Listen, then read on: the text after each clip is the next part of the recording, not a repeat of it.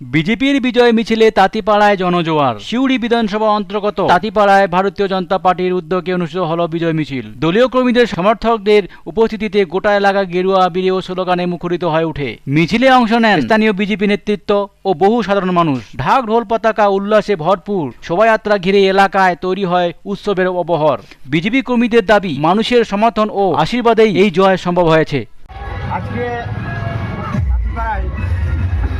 অভিনন্দন যাত্রা সারা পশ্চিমবাংলায় দীর্ঘদিনের অপশাসন, সেই অপশাসনের অবসান হয়েছে এবং 4ই মে ভারতীয় জনতা পার্টি জয়লাভ করেছে এবং 9 তারিখে নতুন মুখ্যমন্ত্রী হয়ে আমাদের সম্মানীয় শুভেন্দুবাবু বসেছেন।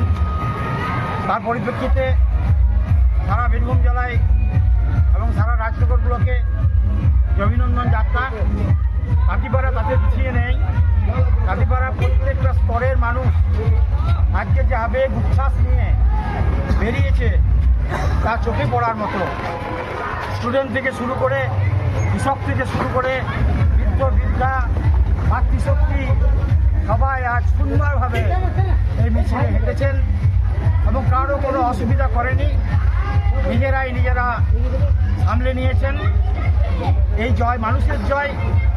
এই জয়ে রাজনগর ব্লক যেমন 9270 ভোট এই এলাকা থেকে জগন্নাথ চট্টোপাধ্যায়কে লিড দিয়েছেন, তেমনি মানুষ চাইছেন আগামী দিনে সবাই মিলে একসাথে শান্তিতে বসবাস করতে। আমরা ভারতীয় জনতা পার্টির পক্ষে এই শান্তি বজায় রাখব।